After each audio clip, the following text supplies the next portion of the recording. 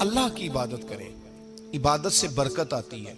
حضرت ابو ادریس خولانی رحمت اللہ علیہ حضرت معاذ بن جبل کے شاگرد تھے، تابعی بزرگ تھے۔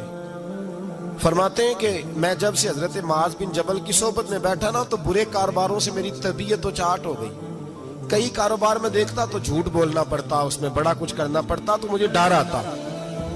آپ فرماتے ہیں میں نے نا بڑی کوشش کی پر میری مرضی کا کام مجھے صوفی کاہل نہیں ہوتے۔ فرماتے ہیں میرے اندر طاقت تھی کہ میں حلال کما کے بچوں کو کھلاؤں پر میری مرضی کا کام نہیں ملتا تھا، حد ہو گئی۔ اور جب انسان نیکی کی طرف آتا ہے تو کچھ نہ کچھ آزمائشیں ضرور آتی ہیں، یہ پکی بات ہے، پکی بات۔ جب وہ غلط ملت کر رہا ہوتا ہے تو اس کو لگتا ہے سارا کچھ صحیح ہے، جب سیدھا ہوتا ہے تو بہت ساری پریشانیاں بھی ضرور آتی ہیں، یہ مزاج ہے دین کا۔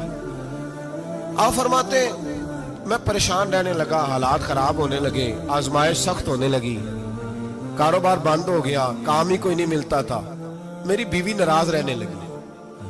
ہلکا ہلکا تو اس نے مجھے کہنا شروع کیا، پھر جلال میں آ گیا، اور ایک دن مجھے کہنے لگی اگر آج نانا کچھ لے کے آئے تو بچے لے کے میکے چلی جاؤں گی۔ آپ فرماتے ہیں میں بڑا پریشان ہوا، نکل گیا فجر پڑھ کے کام کی تلاش میں۔ میں نے ظہر تک تلاش کیا لیکن مجھے کام نہ ملا۔ آپ فرماتے ہیں نہر فرات کے کنارے تپتی ہوئی ریت پہ میں بیٹھا تھا تو میرے دل میں خیال آیا بندوں کی مزدوری نہیں ملتی تو آج اللہ کی نہ کر لیں، آج اللہ کی مزدوری نہ کریں۔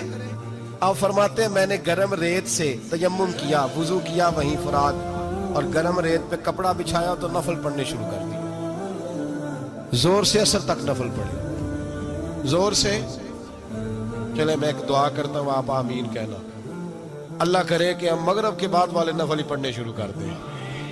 نبی کریم سید عالم صلی اللہ تعالی علیہ وآلہ وسلم کے غلاموں کا حال دیکھے، عبادت کا حال دیکھے۔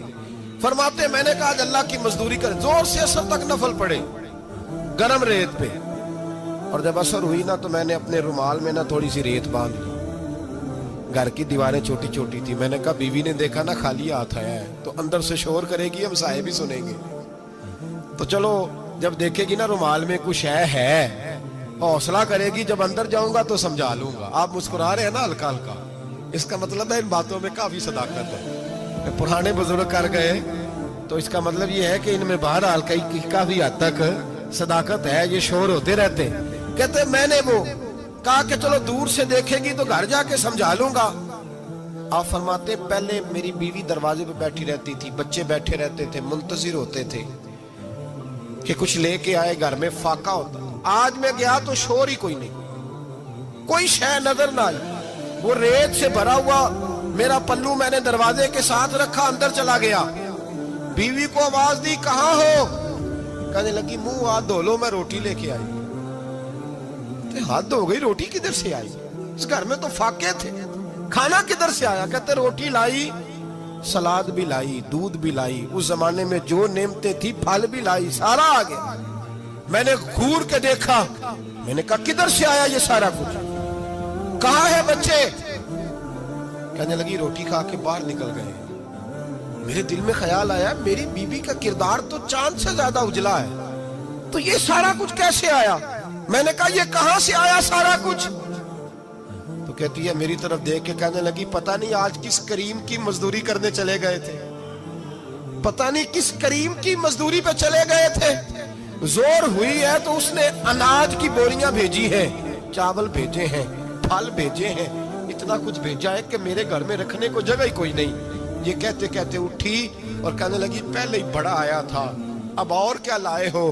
آپ فرماتے میں سکتے میں تھا، اس نے جا کے میرا رومال جو کھولا، میں ریت لایا تھا، رب کریم نے ہیرے بنا دیے، وہ ہیرے بن گئے۔ آپ فرماتے کہنے لگی کس کریم کی مزدوری پہ گئے تھے؟ فرماتے میں اٹھا اور کچی زمین پہ سر سجدے میں رکھا، میں نے کہا مالک میں ساری زندگی دنیا راضی کرتا رہا، لوگوں کے دروازوں پہ کھڑا رہا، تعلقات بنا کر تھوڑی سی روزی کے لیے جدوجہد کرتا رہا، دھتکارا گیا، ستایا گیا، مولا میں تو تیرے دروازے پہ آج آیا ہوں، پوری دیہڑی بھی نہیں لگائی، زور سے سر ڈیوٹی کی ہے، اللہ تیری تھوڑی مزدوری کا اتنا اجر ملتا ہے؟ खुदाया तो इतना नवाजता है। फरमाया अल्लाह मैं मेहनत भी करूंगा, काम भी करूंगा, लेकिन दुनिया की मजदूरी थोड़ी करूंगा, मालिक तेरी इबादत ज्यादा करूंगा। भाई याद रखो, हम सारी जिंदगी लोग कब्रों में चले गए, मस्जिद नहीं आए।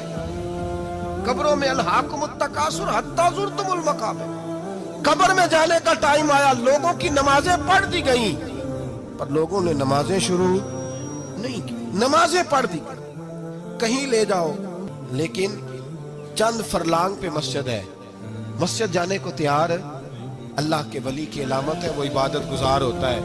और जो ना नमाज पढ़े ना नमाज पढ़ाए, वो जिंदीक तो हो सकता है, पीर हो सकता, मैं जिम्मेदारी से कह रहा हूं, जिंदीक तो हो सकता है पर पीर हो सकता बिल्कुल बेदीन है, बल्कि बददीन है, पीर हो सकता। इसलिए कि अल्लाह के वली की अलामत यह है कि उसके चेहरे पर इबादत की रोशनी होती है।